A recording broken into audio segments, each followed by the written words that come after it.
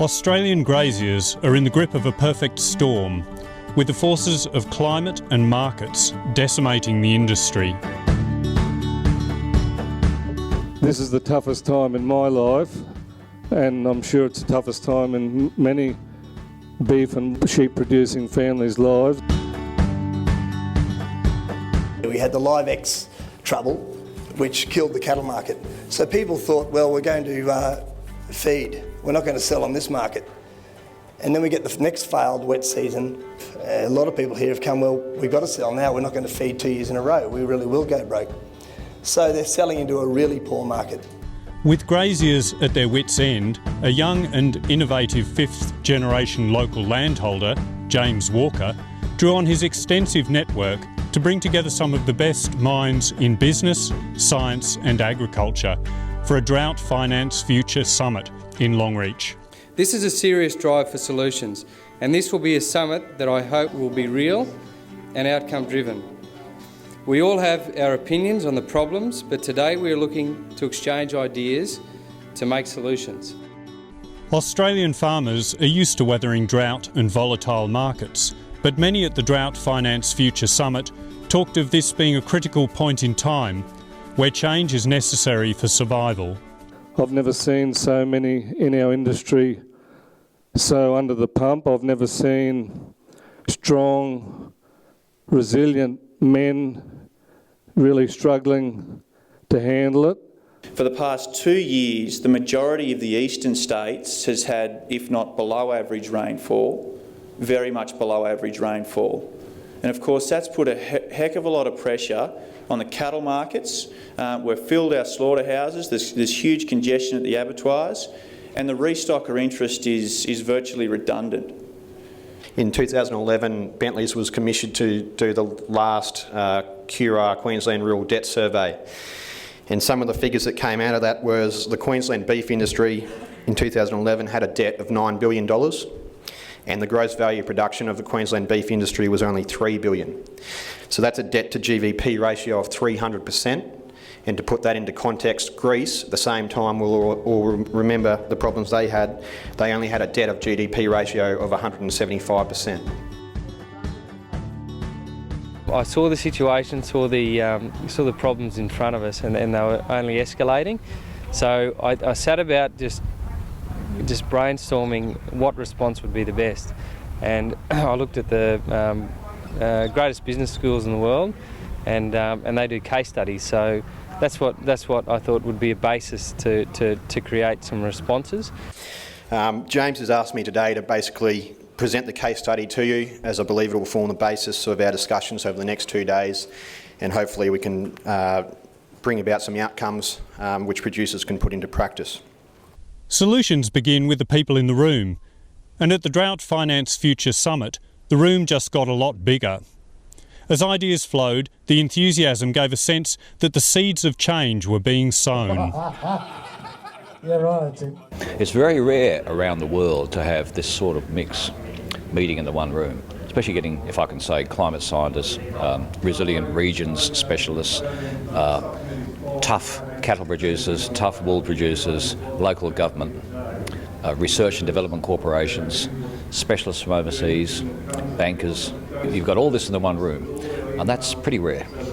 I've come here to challenge the way we think about these issues, because the business as usual model isn't working.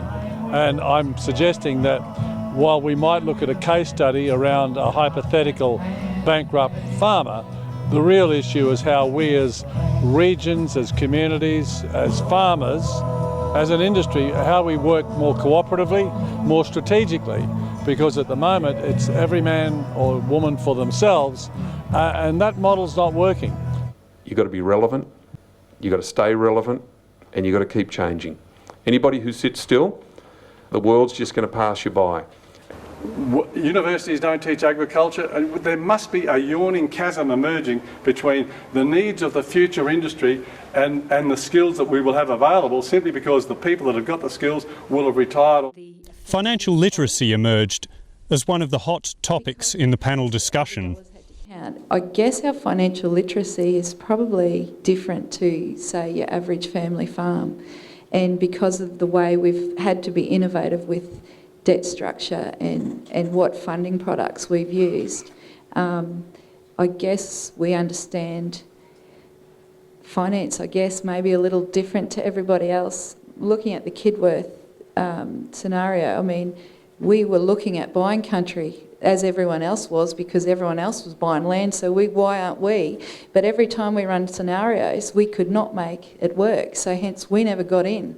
We were probably some of the lucky ones that haven't got that huge debt burden now, followed up with the drought, etc. One of our immediate past board members of Nuffield regards financial literacy as the great constraint in Australian agriculture, and he's doing something proactively within Nuffield to try and address that. As a nation, agriculture generally needs to lift its game in terms of financial literacy. Now, it certainly was indicated tonight there are some people, obviously, who are doing that very, very well, because there's, you know, across Australia there's some outstanding examples, and it's not all doom and gloom in Australian agriculture.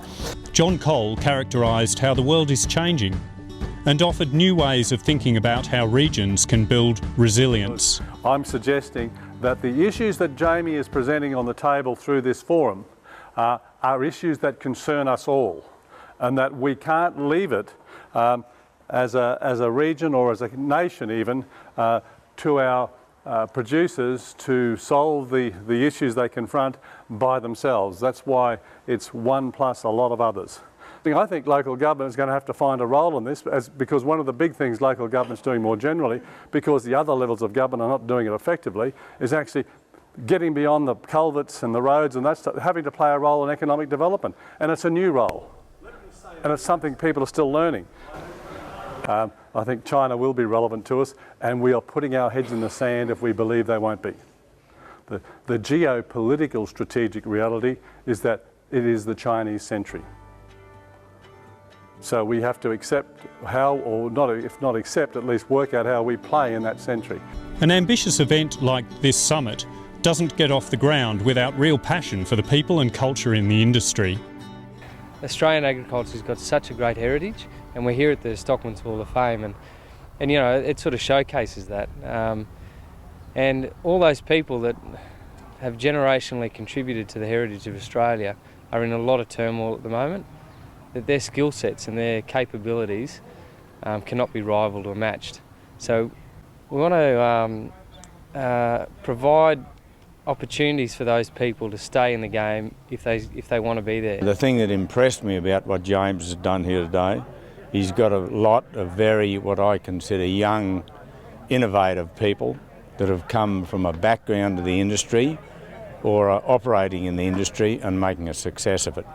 I think the initiative is brilliant. I mean, we'd expect nothing less from a Nuffield Scholar, of course. But no, look, seriously, I think that is obviously an issue out here in Western Queensland. The breadth of people that he's actually been able to bring together here is quite extraordinary. And you know, the wish is that out of this conversation we've had today and tomorrow morning, that something meaningful will come out of it.